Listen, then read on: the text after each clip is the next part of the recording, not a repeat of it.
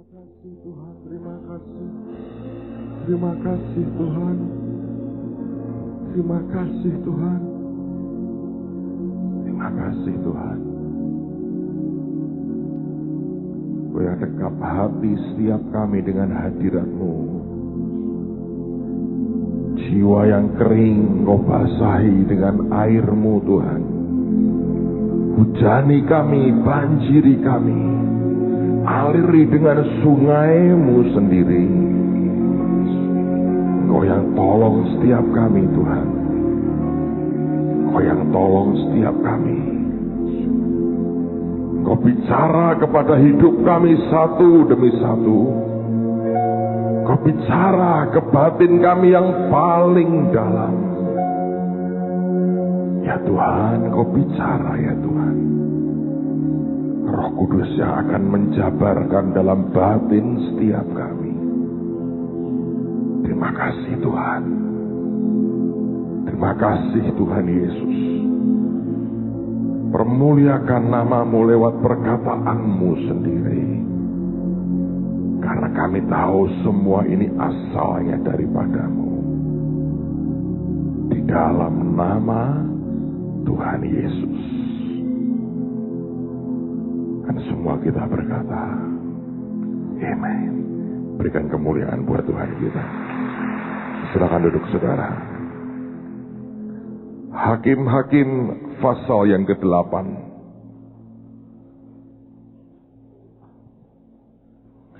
Saya akan ajak Anda melihat dari ayat yang ke-4. Hakim-Hakim pasal yang ke-8. Lihat mulai ayat yang ke-4. Siapa yang percaya, new beginning di depan kita, saudara. Saya mau ingatkan besok jam 5 sore ada pertemuan untuk para pengusaha, para bisnismen jam 5 sore di tempat ini. Saya ingin berdoa, saya akan minta pengurapan Tuhan turun dalam hidupmu. Kenapa kita buat trading days dalam beberapa hari ini? Karena saya ingin semua Anda tidak ketinggalan dengan apa yang sedang dan akan Tuhan buat dengan sangat cepat. Hakim-Hakim pasal yang ke-8, lihat mulai ayat yang ke-4. Judulnya orang Midian dikalahkan, raja-rajanya dibunuh. Ketika Gideon sampai ke sungai Yordan, menyeberanglah ia dan ke-300 orang yang bersama-sama dengan dia, meskipun masih lelah, namun mengejar juga. Dan berkatalah ia kepada orang-orang Sukot, tolong berikan beberapa roti untuk rakyat yang mengikuti aku ini. Sebab mereka telah lelah dan aku sedang mengejar Sebah dan Salmuna, raja-raja Midian. Tetapi jawab para pemuka di Sukot itu, sudahkah Sebah dan Salmuna itu ada di dalam tanganmu? Sehingga kami harus memberikan roti kepada tentaramu.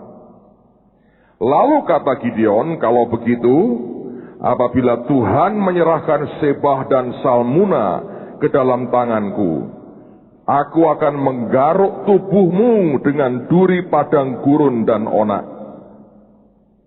Maka berjalanlah ia dari sana ke Penuel, dan berkata demikian juga kepada orang-orang Penuel. Tetapi orang-orang ini pun menjawabnya seperti orang-orang Sukot. Lalu berkatalah ia juga kepada orang-orang Penuel, apabila aku kembali dengan selamat, maka aku akan merobohkan menara ini. Sementara itu Sebah dan Salmuna yang ada di Karkor bersama-sama dengan tentara mereka, kira-kira 15.000 orang banyaknya, yakni semua orang yang masih tinggal hidup dari seluruh tentara orang dari sebelah timur, banyaknya yang tewas ada 120.000 orang yang bersenjatakan pedang. Gideon maju melalui jalan orang-orang yang diam di dalam kemah di sebelah timur Nobah dan Yohbehah, lalu memukul kalah tentara itu ketika tentara itu menyangka dirinya aman. Sebah dan Salmuna melarikan diri, tetapi Gideon mengejar mereka dan menawan kedua raja Midian itu, yakni Sebah dan Salmuna, sedang seluruh tentara itu dicerai-beraikannya. Kemudian kembalilah Gideon bin Yoas dari peperangan dengan melalui pendakian Heres. Ditangkapnyalah seorang muda dari penduduk Sukot.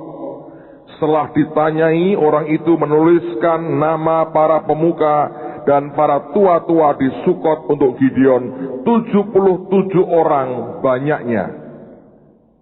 Lalu pergilah Gideon dengan orang-orang kepada orang-orang Sukot sambil berkata, inilah Sebah dan Salmuna yang karenanya kamu telah mencela aku dengan berkata, sudahkah Sebah dan Salmuna itu ada dalam tanganmu sehingga kami harus memberikan roti kepada orang-orangmu yang lelah itu. Lalu ia mengumpulkan para tua-tua kota itu, ia mengambil duri padang gurun dan onak, dan menghajar orang-orang Sukot dengan itu. Juga menara Penuel dirobohkannya dan dibunuhnya orang-orang kota itu. Kemudian bertanyalah ia kepada Sebah dan Salmuna, di manakah orang-orang yang telah kamu bunuh di Tabor itu? Jawab mereka, mereka itu serupa dengan engkau, sikap mereka masing-masing seperti anak raja. Lalu kata Gideon, saudara-saudarakulah itu anak-anak ibuku. Demi Tuhan yang hidup, seandainya kamu membiarkan mereka hidup, aku tidak akan membunuh kamu. Katanya kepada Yeter anak sulungnya, bangunlah, bunuhlah mereka. Tetapi orang muda itu tidak menghunus pedangnya karena ia takut sebab ia masih muda. Lalu kata Sebah dan Salmuna, bangunlah engkau sendiri dan paranglah kami. Sebab seperti orangnya demikian pula kekuatannya. Maka bangunlah Gideon, dibunuhnya Sebah dan Salmuna. Kemudian diambilnya bulan-bulanan yang ada pada leher onta mereka. Saudara sekalian, ada sebuah kemenangan besar yang dialami oleh Gideon dan pasukannya. Tetapi tidak semua orang Israel pada waktu itu menikmati akan kemenangan yang luar biasa itu. Pagi hari ini saya mau tunjukkan dua hal yang membuat seseorang tidak bisa menikmati kemenangan yang seharusnya menjadi miliknya. Saya harap pagi ini Anda belajar sesuatu, karena kalau roh kita bisa belajar sesuatu, hidup kita, sikap kita akan berubah, dan itulah awal di mana saudara akan menikmati apa yang Tuhan janjikan. Orang Kristen mendapatkan begitu banyak janji. Ada Alkitab di tangan kita, dengan begitu banyak janji yang luar biasa. Tetapi persoalannya bukan pada janji yang Tuhan sudah ucapkan.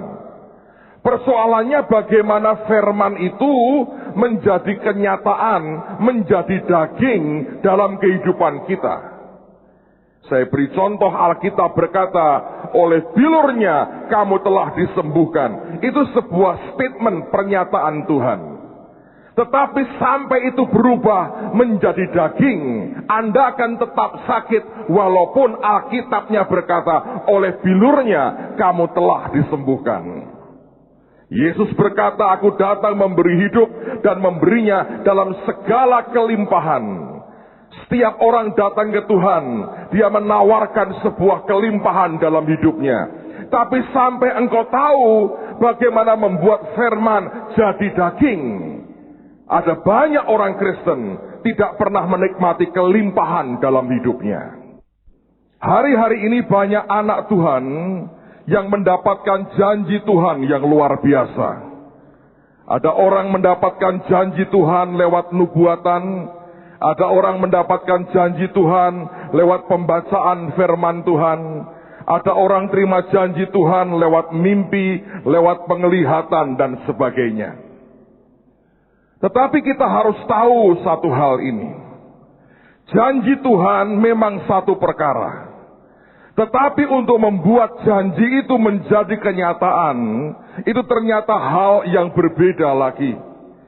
Dan justru persoalannya bukan pada janji Tuhannya, tapi bagaimana setiap janji yang Tuhan pernah sampaikan kepada kita, satu kali itu akan menjadi kenyataan, menjadi daging dalam kehidupan kita. Dan banyak hari-hari ini orang-orang percaya yang bahkan mulai goyah hatinya, seakan tidak lagi mau percaya bahwa Tuhan sanggup menepati dan menggenapi akan janjinya. Nah, saya mau katakan kepada saudara, bukan Tuhan yang tidak mau menepati janjinya, bukan Tuhan tidak mau menggenapi akan janjinya, tapi ada hal-hal dalam kehidupan kita yang tanpa disadari itulah penghambat yang paling besar ketika Tuhan sedang menggenapi akan janjinya. Saya teringat sebuah buku yang pernah saya baca. Ada seorang anak yang dibawa Tuhan ke surga, dan di sana dia melihat sebuah gudang yang besar sekali. Ketika dia masuk ke gudang itu ditemani oleh Tuhan Yesus, dia melihat akan organ-organ tubuh manusia. Lalu anak ini dengan polos bertanya, "Tuhan, mengapa ada barang-barang seperti ini di surga?" Dia juga melihat akan berbagai benda lain yang dibutuhkan untuk hidup di dunia ini. Kenapa di surga ada benda-benda yang dibutuhkan untuk manusia hidup di dunia? Kenapa ada organ tubuh yang engkau simpan di gudang ini? Dan Tuhan Yesus dengan wajah yang cukup murung berkata, sebenarnya ini merupakan jawaban doa dari anak-anakku dan penggenapan dari janjiku. Tapi seringkali ketika malaikat membawa semuanya ini ke bumi, tidak sedikit dari malaikat itu yang kembali kepadaku dan berkata, aku menjumpai anak-anakmu sudah tidak ada iman lagi, dan mereka tidak bisa menerima apa yang Tuhan sediakan. Hari ini saya mau katakan buat saudara, saya tahu bahwa sesuatu yang besar ada di hadapan kita. Seringkali kita hanya mendengar itu sebagai ungkapan-ungkapan klise. Tapi saya membuktikan dalam hari-hari ini, Tuhan sedang memberikan sebuah gelombang baru yang sangat berbeda sekali. Dan saya berdoa setiap saudara, jemaat di tempat ini, anak-anak Tuhan di kota ini, adalah orang-orang yang pertama kali menikmati setiap janji Tuhan yang Dia sedang berikan dengan luar biasa buat kita.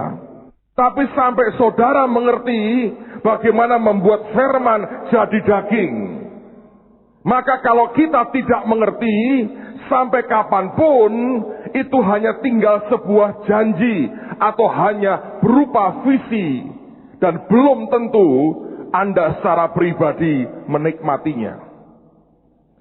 Nah, pagi hari ini saya mau sampaikan dua hal yang saya berdoa akan mengajar hati kita dan membuat kita semua siap pada saat Tuhan menggenapi janjinya. Tidak ada orang di sini yang berkata, aku tidak menikmati new beginning yang Tuhan berikan dalam hidupku.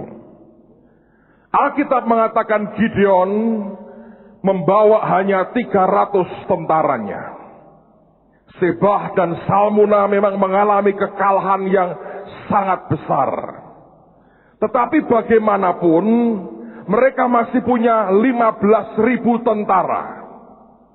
Gideon tetap hanya punya 300 orang yang sudah sangat keletihan dan kelaparan.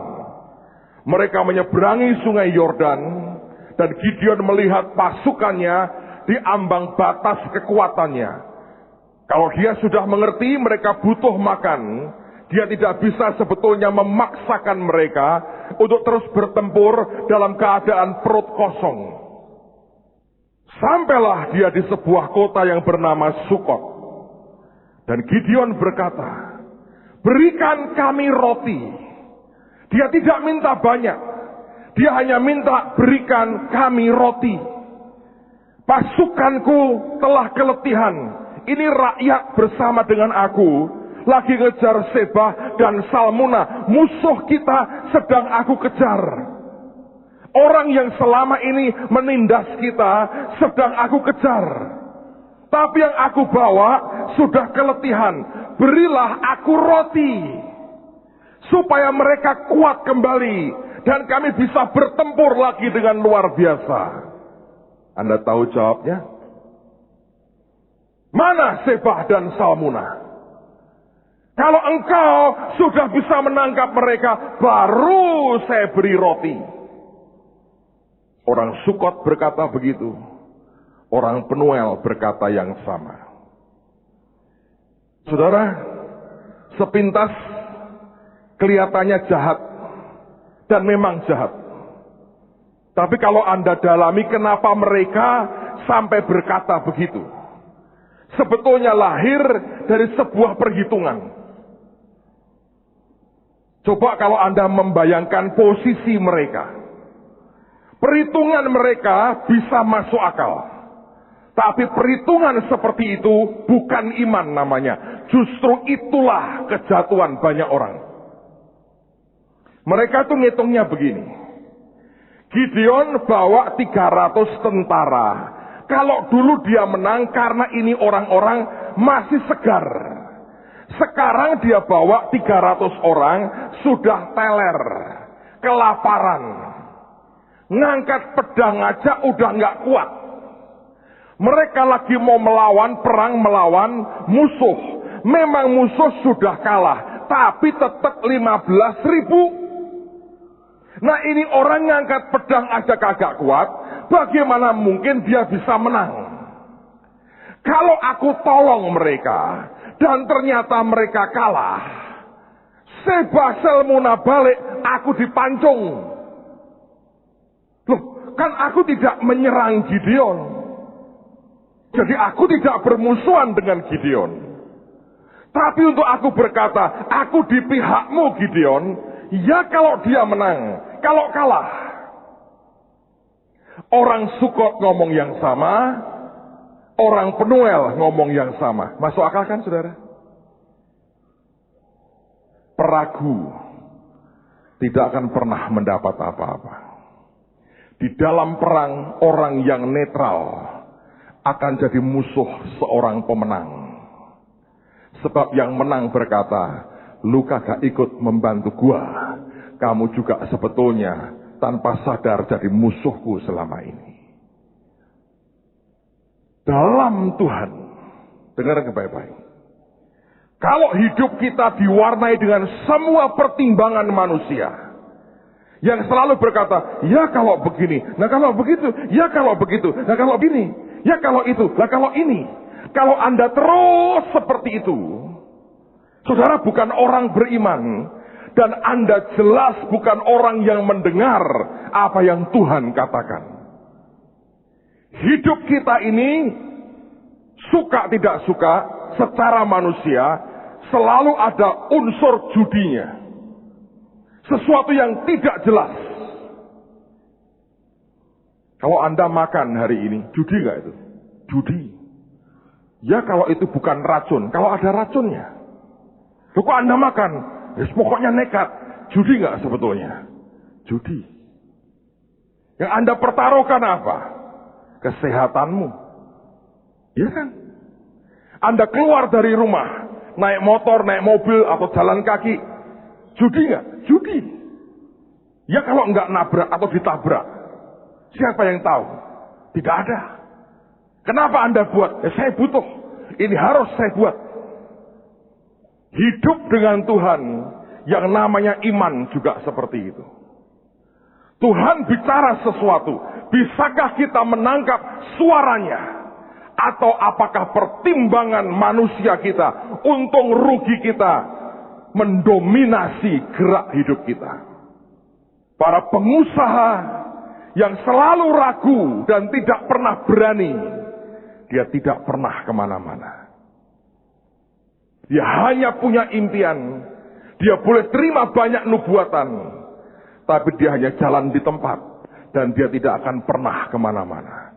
Anda hidup dalam kehidupan saudara juga sama. Orang yang tidak bisa mendengar yang Tuhan katakan dan berani melangkah. Sekalipun orang berkata, lu gila ya. Dan selalu orang berkata, ya kalau berhasil, kalau gagal bagaimana? Dan sebagian orang akan berkata, well kita tunggu, wait and see. Kalau kelihatannya oke, kita cepat-cepat ngikut. Di situ banyak orang seperti itu. Tapi di mata Tuhan yang tidak pernah bisa kita tipu, sikap itu terbaca. Dan kepercayaan seberapa besar Tuhan akan berikan kepercayaan kepada kita. Tuhan yang menentukan, bukan manusia. Anda bisa tipu siapapun, tapi Tuhan ngerti hati kita masing-masing. Saya belajar dalam hidup saya belajar banyak hal Tuhan perintahkan. Dan ketika saya berkata di awal, ini yang dibuat, tidak sedikit yang berkata, jangan, nggak bisa, nggak mungkin. Tapi saya membuktikan, kita punya Tuhan yang luar biasa, dan Tuhan yang hidup. Kalau kita tunggu punya uang untuk membangun gedung ini, saya beritahu saudara, tidak akan pernah ada uang untuk kita membangun gedung ini. Hal yang sama dengan ketika Januari yang lalu Tuhan berkata, buat sekolah. Saya sendiri berkata, Tuhan tahun depan. Tuhan berkata, tahun ini harus mulai sekolahnya. Saya bilang, gila juga ini. Dalam 6 bulan, Anda tidak punya gedung, tidak punya siswa, tidak punya murid, tidak punya guru, tidak punya kurikulum, tidak punya apa-apa. Saya bilang, bagaimana mungkin? Dan Tuhan berkata, Alkitab berkata, baru saja menggeliat sakit, Sion telah melahirkan anaknya. Kamu tidak usah tunggu berbulan-bulan, mules sedikit langsung lahir anakmu. Tiap hari mules, tiap hari akan keluar anakmu. Tuhan berkata, aku sedang buat percepatan. Masalahnya aku punya pengecut atau aku punya orang beriman ikut aku. Saya bukan tipe orang yang suka main judi dalam hidup saudara. Saya ini orang yang suka play safe, main aman. Saya selalu main aman. Sampai hari ini nature saya adalah main aman. Tapi kalau sudah mulai Tuhan bicara, saya bisa berubah kayak Power Ranger, saudara. Cing, cing, cing, brung, berubah, saudara. Dan jadi wong edan, saudara. Dan tiba-tiba semuanya berubah. Cara melihat saya semuanya berubah. Hari ini saya kadang-kadang terdiam, saudara. Saya bilang, Tuhan, seandainya tidak saya lakukan yang Tuhan perintahkan, tidak akan terjadi apa-apa. Seandainya hari ini kita ketakutan dan tidak pernah bawa keluar dan bawa keluar jemaat dan bawa mereka masuk, tidak ada belasan dan puluhan ribu anak raja kumpul di tempat ini dan terima Yesus sebagai Tuhan, Raja dan Juru Selamat mereka. Sebab terlalu banyak kita hanya jago kandang, teriak-teriak di dalam dan tidak pernah keluar dan mengabarkan Injil. Dan tidak ada 1.500 lebih dari mereka yang dibaptis tahun ini atas permintaan mereka sendiri. Kalau kita tidak berani melakukan yang Tuhan perintahkan, tidak ada semua yang ada hari ini. Tidak ada, saudara. Kalau saya dengerin suara orang omong negatif, saya akan dibenamkan di bawah dan dikubur hidup-hidup. Karena kalau saya ikuti suara ketakutan manusia, saya akan dibawa kepada kematian dan dikubur habis. dan tidak pernah dibawa kemana-mana. Saudara tahu, minggu ini saya ketemu 2 kali dengan orang yang akan bangun pabrik. Dan dia ngomong dengan saya, komitmen saya Pak untuk Bapak. Dan dia buat perhitungan. Saya kaget, saya syok dengan angka yang dia akan transferkan setiap bulan. Begitu produknya itu jadi. Dia lagi berusaha supaya tanggal 29 Desember ketika nanti di sini kita buat celebration tuayan dengan Pak Yusak dan yang lain, dia bisa mulai keluarkan di tanggal yang sama produknya. Saya syok dengan angkanya. Saya sudah bicara dengan beberapa orang, saya berkata, kalau kita tidak menyiapkan hati, kita bisa goyang loh dengan uang sebanyak itu. Tapi saya tanya dengan dia, kenapa kamu beri saya duit dan janji dengan saya beri sekian % dari keuntunganmu? Pabrik yang puluhan miliar kamu bangun itu, kamu hanya ambil 10%-nya, kamu berikan kepada kami para pelayan Tuhan begitu banyak. Kenapa kamu datang ke saya, dan kenapa sekarang kamu berkata bahwa itu juga buat pelayanan kami di sini? Saya pikir dia akan berkata, oh kami dengar Bapak menjangkau anak raja. Dia tidak pernah dengar itu sama sekali.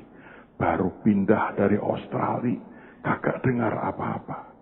Dia hanya berkata begini, Pak, hati saya pertama-tama untuk pendidikan, terutama orang-orang yang mau mendidik orang-orang miskin di bangsa ini. Saya lagi doa datang ke Tuhan, dan Tuhan sebut nama Bapak audible di telinga kiri saya. Minggu lalu saya berkata, saya suka karena Yesus ingat nama beta, saudara, sehingga Tuhan tidak melupakan kita. Tuhan sebut nama Bapak audible di samping beberapa nama yang lain. Saya bilang kalau begitu Anda perlu lihat klip dari apa yang kita buat. Saya puterin, saya bawa suruh teman saya bawa laptop kecil dan kemudian diputer di situ. Dia syok pada waktu ditampilkan tayangan tentang rumah singgah dan sekolah Kristen terang bangsa. Dia teriak, dia berkata, Tuhan tidak salah. Bapak ngurusi pendidikan untuk orang-orang miskin dan orang-orang yang di bawah. Dia berkata, saya tahu sekarang Tuhan tidak salah. Saya yang gemeter, saya berkata, kalau hari itu saya dengerin orang berkata, jangan, gak mungkin, gombal, ora iso, kue sopo, kemlinti, wong rak genah, ambisi, ngangel-ngangel ke awake dhewe, membuat kita kesulitan. Kalau saya dengar semuanya itu dan saya ikuti, saya berkata, ya Tuanku, saya ikuti kehendak Anda. Hari ini kita tetap melarat dan tidak ada apa-apa, saudara. You lost, Anda kehilangan, and you miss divine appointment, penetapan Tuhan. Saya ngomong dalam hidup kita, kalau kita seperti Sukot dan Penuel, buktikan dulu, nanti kami ikut. Mereka tidak pernah merayakan kemenangan dengan Gideon. 77 penatua Sukot dihajar pakai onak duri. Yang Penuel, Gideon lebih sebel, dibunuh mereka. Seluruh Israel berteriak victory. Mereka merayakan kemenangan. 300 orang teriak kemenangan. 2 kota meratap ketika Israel menang. Sebab mereka tidak pernah berani melangkah ketika Tuhan perintahkan sesuatu. Seberapa kelak new beginning jadi bagian hidup saudara. Tergantung apakah hari ini kita mau dengar apa yang Tuhan katakan dan melakukan yang Tuhan perintahkan. Kalau kita tidak cukup gila untuk berani ikuti apa yang Tuhan katakan, saudara tidak akan pernah ikut dalam kemenangan apapun yang Tuhan beri. Amin, saudara. Renungkan baik-baik. Dan reaksi yang paling aman memang berkata, mari kita tunggu, wait and see. Kalau ada buahnya kita ikut. Ya, kalau boleh ikut. Sebab Tuhan kita melihat akan hati. Mereka kan tidak memusuhi Gideon. Kan mereka berkata kami netral. Dalam sebuah perang, seringkali kenetralan adalah permusuhan yang tidak pernah diungkapkan. Dengan tidak memberi makan, sebetulnya mereka membiarkan orang lapar perang. Itu sebuah kejahatan, saudara. Kalau minimal mereka beri makan saja, akan mereka bisa perang dengan lebih kuat. Tapi mereka tidak memilih untuk itu. Ada banyak orang hanya ikut pemenang, tapi dia tidak pernah jadi pemenang yang sebenarnya. Saya berdoa Anda bisa ngerti ini. Saya berdoa Anda bisa tangkap ini. Yang kedua, yang terakhir, ada satu orang yang lagi yang tidak bisa merayakan kemenangan. Padahal itu kemenangan sudah diberikan di depan matanya tanpa berkeringat. Siapa orang itu? Yeter, anak sulung dari Gideon. Sebah dan Salmuna sudah ditangkap. Yeter, nama Yeter artinya superiority. Orang yang punya kelebihan, kedikjayaan yang lebih. Orang yang punya kesanggupan, kemampuan yang lebih. Tapi dia masih muda.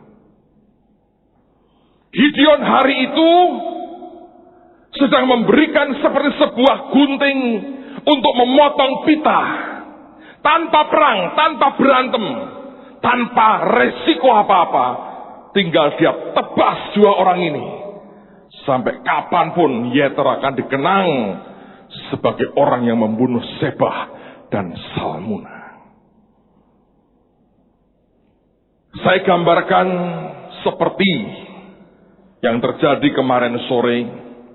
Kita buat seremoni kecil buat acara trading days kita. Pak Mul dan teman-teman kerja keras menyiapkan semuanya sampai jadi.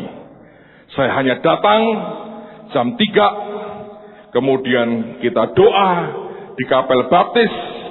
Saya diberitahu Bapak harus gunting pita, meresmikan akan trading days. Yang kerja banyak orang di belakang kerja keras untuk itu. Mereka rapat sampai malam. Saya tidak ikut rapat sama sekali.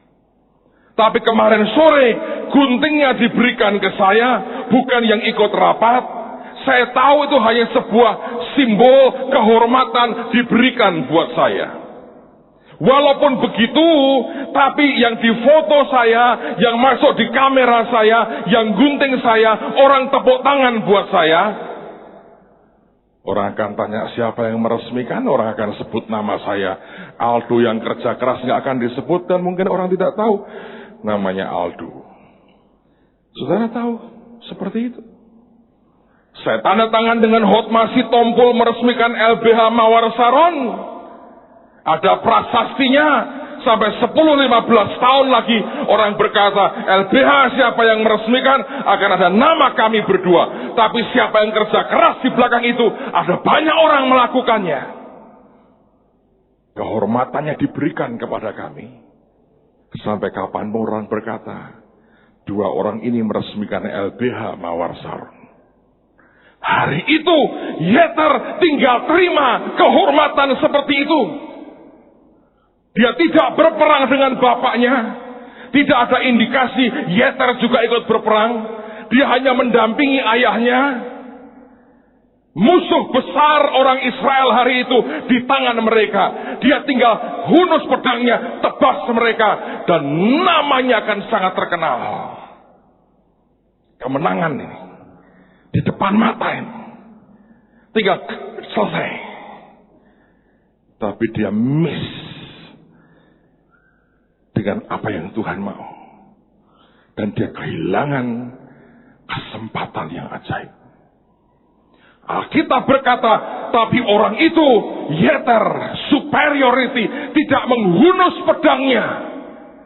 Alkitab berkata, why? Dia takut. Dia takut.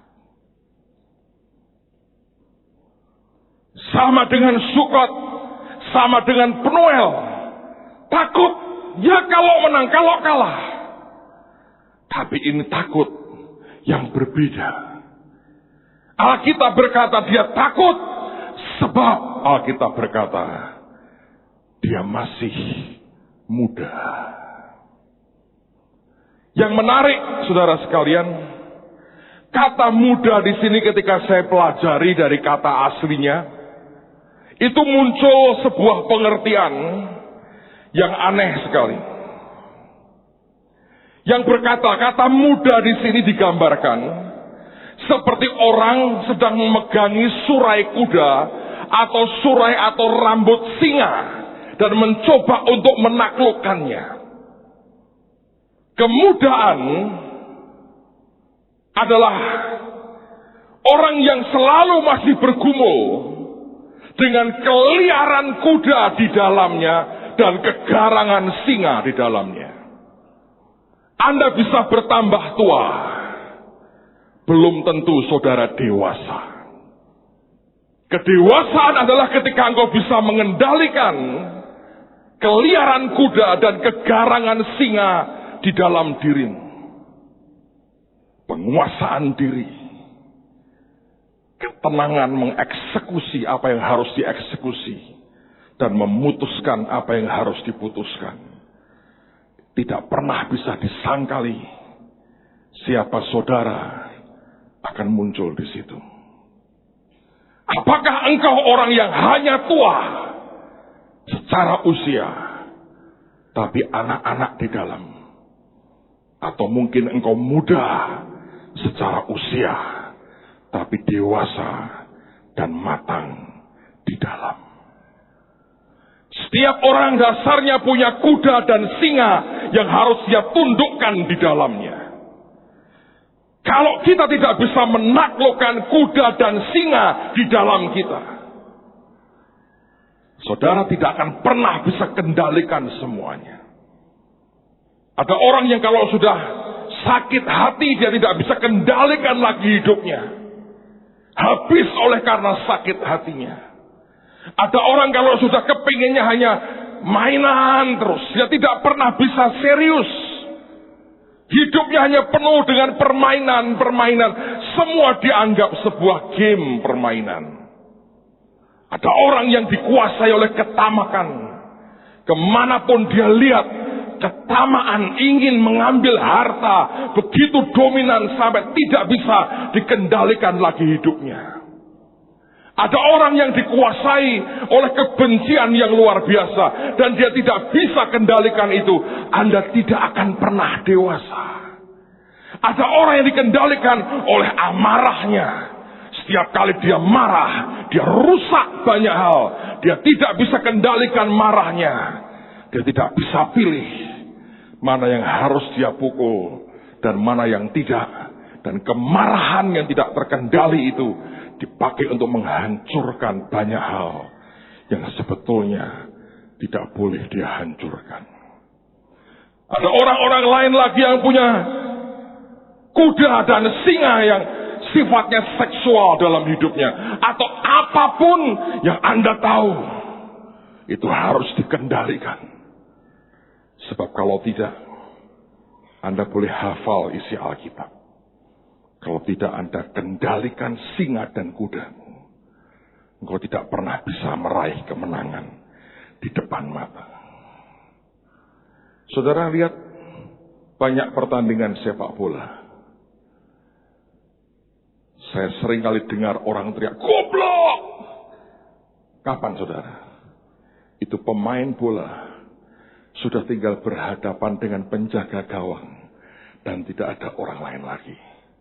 Dia tendang dengan gugup, melencengnya jauh. Orang teriak, ya goblok!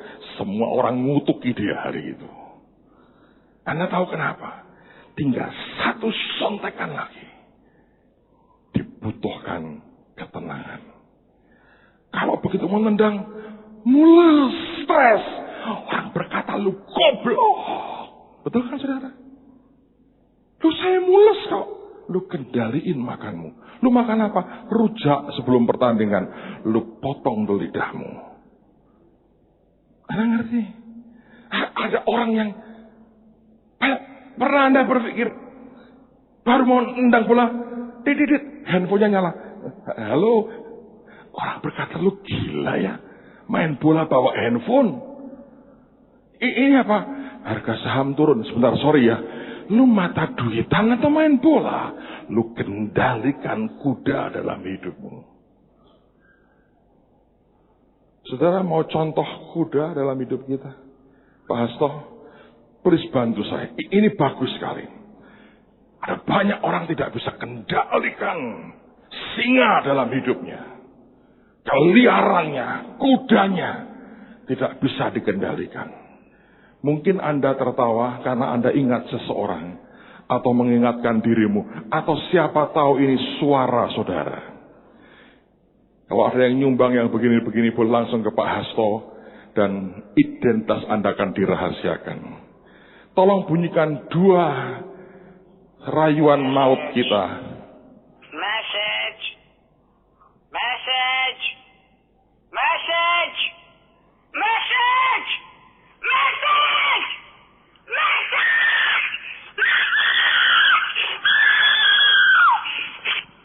Pengedannya saudara. Satu lagi ya. Perhatian. Ada telepon masuk. Diangkat teleponnya, diangkat teleponnya, diangkat. Saudara pernah begitu? Siram air es saja kalau saudara begitu. Oh Pak, saya memang temperamennya begitu. Kagak laku di kerajaan surga. Kita dibuat makin serupa dengan Kristus. Bukan makin serupa dengan jalan neblek atau kuda kepang, saudara. Ada kuda dan singa di sekitar kita. Siapa yang suka begitu di rumah? Coba direkam, dijual ringtone-nya. Malah mungkin dapat duit, saudara. Pak, suara saya lebih nyeremin, Pak. Didengarkan gelas-gelas pecah. Cari duit lah kalau Anda suka teriak-teriak begitu. Lumayan, saudara. Membantu orang-orang miskin. Atau disumbangkan kepada yayasan kanker tenggorokan. Tapi ada banyak orang gak bisa kendalikan kuda dan singa dalam hidupnya. Anda tidak akan pernah dewasa. Anda akan makin tua, tapi saudara tidak pernah dewasa. Saya berdoa, Tuhan beri kita penguasaan diri, dan dengar Tuhan bicara, dan buat. Kalau salah, Pak, ya kalau takut salah, jangan buat apa-apa. Jadilah orang Sukot, dan kalau lebih sial, jadilah orang Penuel. Tapi Anda tidak pernah bisa meraih setiap kemenangan yang Tuhan sediakan buat kita. Mari berdiri sama-sama. Tuhan. Biar Engkau bentuk hidup kami. Dan biar hati Yesus makin hari akan makin kuat dalam hidup kami. Mari angkat tangan. Naikkan lagu ini sebagai doa kita.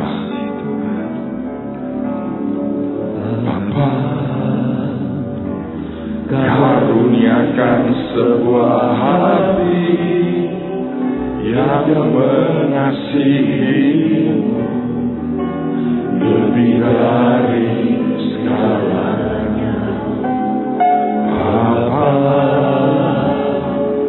karuniakan sebuah hati yang menyembah-Mu dalam roh dan kebenaran. Bapa, karuniakan sebuah hati yang mengasihimu lebih dari segalanya. Bapa, karuniakan sebuah hati yang menyembahmu dalam roh dan kebenaran. Lembutkan hatiku, hancurkan jiwaku, hidupkanlah aku sesuai dengan firman-Mu. Bentuklah hidupku, inilah doaku, sampai hati Yesus dalam hidupku.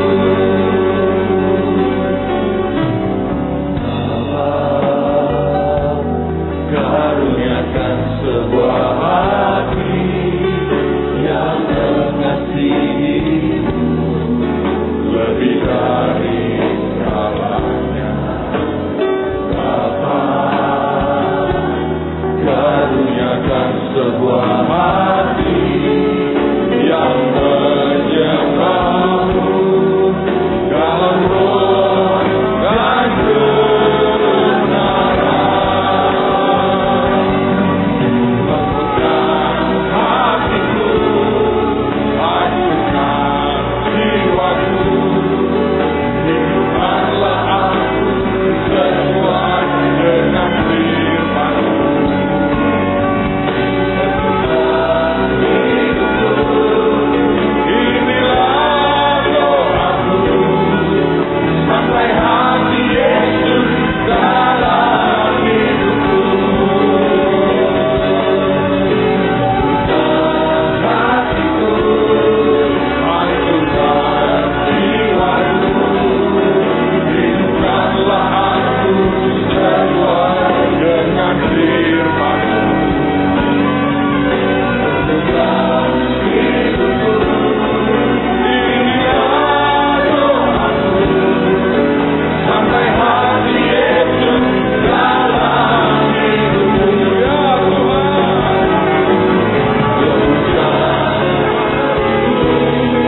hancurkan jiwaku, hidupkanlah aku sesuai dengan firman-Mu.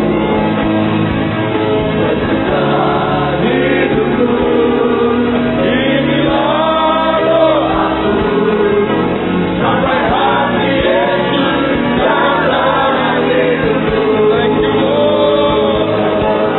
Lembutkan hatiku, hancurkan jiwaku, hidupkanlah aku sesuai dengan firman-Mu. Bentuklah hidupku, inilah doaku, sampai hati Yesus dalam hidupku. Sampai hati Yesus dalam hidupku. Sampai hati Yesus dalam hidupku. Tuhan, ini doa kami. Ini doa kami hari ini. Ini doa kami, Tuhan. Ini doa kami. Hamba berdoa demi nama Tuhan Yesus, biar tidak satu pun yang kehilangan momentum Tuhan dan penetapan pengaturan Tuhan dalam hidup kami. Hanya karena kami bukan orang-orang yang berani berkata, aku dengar yang Tuhan katakan dan aku ikut apapun resikonya. Kau tolong kami itu jadi orang yang bisa mendengar suara-Mu dan tidak mendengar suara keraguan kami, suara kebimbangan kami, yang seringkali lebih keras bergema di hidup kami. Tuhan, sungguh hamba berdoa, Kau juga anugerahkan kepada kami roh penguasaan diri, mengendalikan semua yang harus dikendalikan. Jangan sampai seperti Yeter, hanya pada detik terakhir sebuah kemenangan victory yang besar kami buang hanya karena kami tidak bisa mengendalikan. Turunkan berkat-Mu kepada setiap kami dalam nama Tuhan Yesus. Turunkan anugerah, turunkan kesanggupan kami. Mari angkat tanganmu, saudara. Turunkan anugerah, turunkan kesanggupan daripada-Mu. Dalam nama Tuhan Yesus. Dalam nama Tuhan Yesus. Dalam nama Tuhan Yesus. Terima kasih Tuhan. Kau luar biasa. Kau luar biasa. Kau luar biasa. Thank you Lord.